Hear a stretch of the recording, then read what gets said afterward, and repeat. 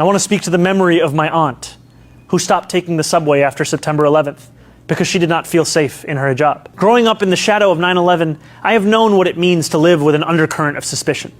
I will always remember the disdain I faced, the way my name could immediately become Muhammad, and how I could return to my city only to be asked in a double-mirrored room at the airport if I had any plan of attacking it.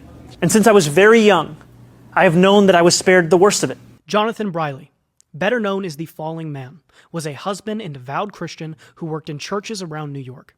He was one of the estimated 200 people who were forced to jump out of the Twin Towers due to the heat and smoke. Marcy Borders, known as the Dust Lady. She survived 9/11, but in 2015 died from stomach cancer, joining over 2,000 people who have died since due to inhaling the smoke.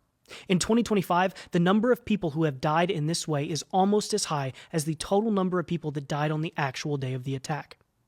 Captain John Ogonowski, a Vietnam War veteran, and First Officer Thomas McGinnis Jr., a Navy veteran, pilots of the American Airlines Flight 11 that was hijacked and flown into the North Tower. They were two of 246 people that died on the planes. Christine Lee Hansen, a 2.5-year toddler who died instantly when Flight 175 hit the South Tower. She was one of 8 children who died that day.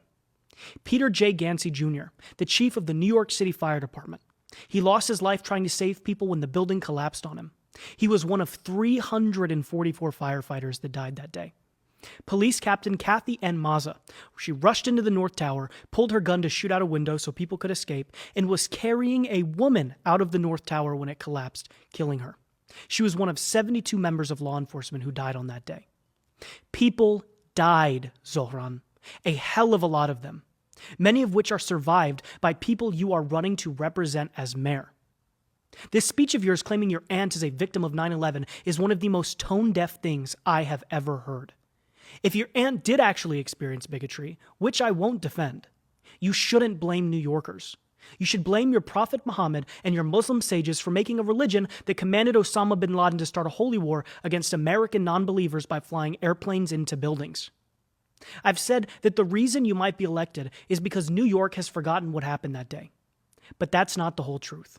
You rely on moronic, barely voting age progressives who weren't old enough to remember that day. But people like my parents, who stuck their necks out the window and saw the fire trucks rushing to the scene and smoke in the air, they remember. And I pray to God people like them show up to the polls and shatter your dreams of turning New York City into a communist version of Damascus, Syria.